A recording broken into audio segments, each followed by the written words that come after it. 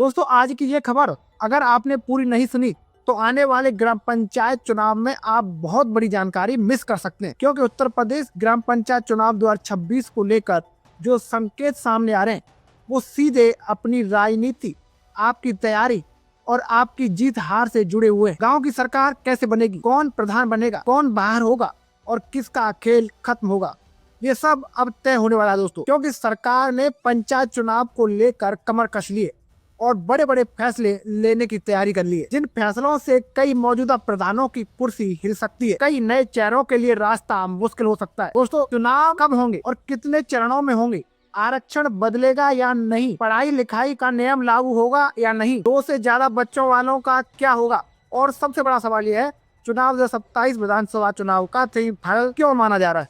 इन सारे सवालों के जवाब आज आपको इसी वीडियो में मिलने वाले हैं। इसलिए दोस्तों वीडियो को बीच में छोड़ने की गलती मत कीजिए, क्योंकि ये सिर्फ एक खबर नहीं है, ये गांव की सत्ता की पूरी पटकथा है जो अब लिखी जा रही है। और अगर आप भी प्रधान बनने का सपना देख रहे हैं या पंचायत की राजनीति में सीधे या परोक्ष रूप से जुड़े हैं तो ये जानकारी आपके लिए बेहद अहम और जरूरी है। इसलिए अभी वीडियो को लाइक कर दीजिए और चैनल को सब्सक्राइब कर लीजिए और अंत तक हमारे साथ बने रहिए, क्योंकि आगे जो आने वाला है वो आपके पूरे गेम को बदल सकता है। अब ध्यान से सुनिए, उत्तर प्रदेश में पंचायत चुनाव को लेकर बड़ी तस्वीर साफ होती जा रही है और पंचायती राज मंत्री ओम प्रकाश राजभर ने ग्राम पंचायत चुनाव को लेकर बड़ा ऐलान कर दिया है। मंत्री जी ने साफ कहा है कि उत्तर प्रदेश के अंदर ग्राम पंचायत चुनाव तय समय पर होंगे और किसी भी तरह की देरी नहीं की जाएगी। लेकिन दोस्तों इस बार पंचायत चुनाव में कुछ ऐसे नए नियम लागू किए जाने की तैयारी है जिससे मौजूदा प्रधानों, पंच, सरपंच और नए उम्मीदवारों को बड़ी मुश्किलों का सामना करना पड़ सकता है, क्योंकि सरकार इस बार पंचायत चुनाव को लेकर ज्यादा अनुशासित और नियमों के दायरे में लाने जा रही है। दोस्तों सबसे बड़ा सवाल यही है कि भाई उत्तर प्रदेश में पंचायत चुनाव आखिर कब होंगे। तो भाई जो ताजा संकेत सरकार और राज्य निर्वाचन आयोग की तरफ से मिल रहे हैं उसके मुताबिक मैं आपको बता रहा हूँ कि अप्रैल 2026 के दूसरे या तीसरे हफ्ते से पंचायत चुनाव शुरू हो सकते हैं और मई महीने के पहले या दूसरे हफ्ते तक पूरी चुनाव प्रक्रिया खत्म कर दी जाएगी।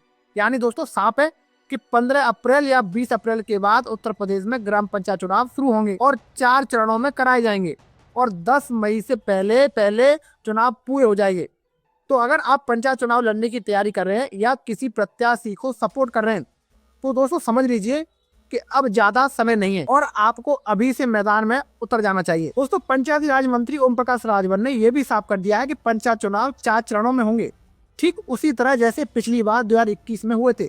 पिछली बार 15 अप्रैल, 19 अप्रैल, 26 अप्रैल और 29 अप्रैल को मतदान हुआ था और 2 मई को मतगणना हुई थी। इस बार भी सरकार लगभग उसी पैटर्न पर चुनाव कराने की तैयारी में, ताकि समय पर पूरी प्रक्रिया खत्म की जा सके। दोस्तों पंचायत चुनाव की तैयारी को लेकर राज्य निर्वाचन आयोग पूरी तरह एक्टिव हो चुका है और अंतिम मतदाता सूची जारी हो चुकी है और दावे और आपत्तियां ली जा रही हैं। ये प्रक्रिया 20 फरवरी तक चलेगी। इसके बाद 28 मार्च को फाइनल मतदाता सूची जारी की जाएगी। इसके लिए राज्य निर्वाचन आयोग ने सभी जिला अधिकारियों को सख्त निर्देश दिए हैं कि भाई तय सीमा में हर हाल में मतदाता सूची तैयार करवाई जाए। इसके लिए सार्वजनिक अवकाश में भी संबंधित कार्यालय खुले रहेगी और युद्ध स्तर पर काम किया जा रहा है ताकि किसी भी तरह की देरी न हो। दोस्तों अब बात करते हैं उन नए नियमों की जो इस बार पंचायत चुनाव का पूरा खेल बदल सकते हैं। और सबसे पहले बात करते हैं शैक्षणिक योग्यता की। पंचायत चुनाव में न्यूनतम शैक्षणिक योग्यता को चुनाव लड़ने की शर्त से जोड़ा जा सकता है, यानी बिना पढ़ाई लिखाई के चुनाव लड़ना मुश्किल हो सकता है। हालांकि अभी सरकार की तरफ से इसकी आधिकारिक अधिसूचना जारी नहीं हुई है, लेकिन दोस्तों चर्चा तेज है कि भाई इस बार पढ़ाई को गंभीरता से लिया जाएगा ताकि पंचायत स्तर पर ज्यादा सक्षम और समझदार प्रतिनिधि चुने जा सकें। दोस्तों और दूसरा नियम जो सबसे ज्यादा चर्चा में वो यह है कि 2 से अधिक बच्चों का नियम, यानी जिन उम्मीदवारों के 2 या 2 से अधिक बच्चे हैं उन्हें चुनाव लड़ने से रोका जा सकता है। और ये नियम खासकर मौजूदा प्रधानों और पुराने नेताओं के लिए बड़ा झटका साबित हो सकता है दोस्तों, क्योंकि गांव में आज भी कई ऐसे प्रधान हैं जिनके 2 से ज्यादा बच्चे हैं और अगर ये नियम लागू हुआ तो सीधे तौर पर उनकी दावेदारी खत्म हो सकती है।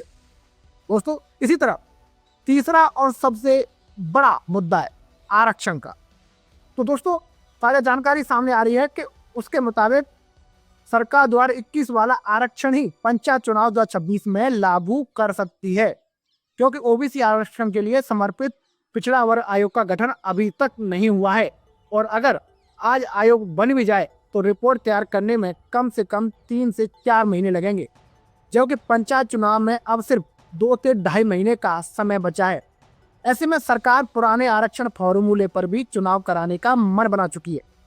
और सूत्रों के हवाले से दोस्तों ये भी खबर है कि 2026 के त्रिस्तरीय पंचायत चुनाव में सीटों का आरक्षण 2021 के चुनावी तर्ज पर ही होगा। इसी के साथ इस बार पंचायत चुनाव में सीटों की संख्या में भी बदलाव देखने को मिलेगा और पुनर्गठन के बाद उत्तर प्रदेश में जिला पंचायत सदस्यों की संख्या घटकर करीब 3000 रह जाएगी दोस्तों, जबकि 2021 में चुनाव में ये संख्या ज्यादा थी। इस तरह 2021 में उत्तर प्रदेश में 7,31,811 वार्डों में पंच चुने गए थे, लेकिन इस बार करीब 468 वार्ड कम होने की संभावना है और ग्राम प्रधानों की संख्या भी घटेगी। जहां 2021 में 58,195 ग्राम प्रधान चुने गए थे, जबकि इस बार करीब 57,694 ग्राम प्रधान चुने जाएंगे। यानी साफ है कि पुनर्गठन का असर सीधे सीटों पर दिखने वाला है। दोस्तों अब चुनाव की प्रक्रिया को भी समझ लीजिए। पहले चरण में ग्राम प्रधान, ग्राम पंचायत सदस्य, क्षेत्र पंचायत सदस्य और जिला पंचायत सदस्य चुने जाएंगे। इसके बाद ब्लॉक प्रमुख और जिला पंचायत अध्यक्ष का अप्रत्यक्ष चुनाव होगा, यानी जनता सीधे इन्हें वोट नहीं देती बल्कि चुने हुए सदस्य ही इन्हें चुनते हैं। दोस्तों पंचायत चुनाव को सिर्फ पंचायत चुनाव समझने की गलती मत कीजिए, क्योंकि ये चुनाव 2027 के विधानसभा चुनाव का सेमीफाइनल माना जा रहा है।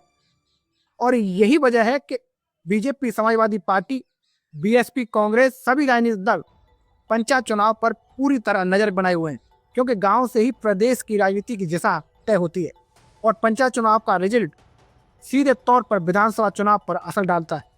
दोस्तों अब सरकार की मंशा साफ है कि पंचायत चुनाव समय पर कराए जाएं और किसी भी तरह की कानूनी या प्रशासनिक अड़चन न आए। इसी वजह से पुराने आरक्षण को बनाए रखने पर जोर दिया जा रहा है, क्योंकि नई जातीय जनगणना अभी पूरी नहीं हुई है और केंद्र सरकार के फैसले के बाद ही नए सिरे से आरक्षण का फॉर्मूला तय किया जाएगा, लेकिन उसमें अभी समय लगेगा। इसलिए 2026 के पंचायत चुनाव पुराने आरक्षण पर ही होने की पूरी संभावना है। दोस्तों अगर आप ग्राम प्रधान बनने का सपना देख रहे हैं या पंचायत राजनीति में कदम रखने की सोच रहे हैं तो अभी से अपनी तैयारी शुरू कर दीजिए, क्योंकि समय बहुत कम बचा है और मतदाता सूची में अपना नाम जरूर चेक कर लें।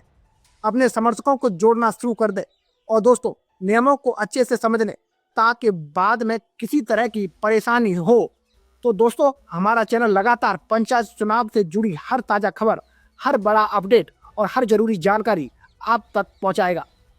इसलिए दोस्तों चैनल को सब्सक्राइब जरूर करें, बेल आइकन दबाएं और वीडियो को लाइक और शेयर करें, ताकि ये जानकारी ज़्यादा से ज़्यादा लोगों तक पहुंचे, क्योंकि पंचायत चुनाव से जुड़ी हर छोटी बड़ी खबर सबसे पहले यही मिलेगी।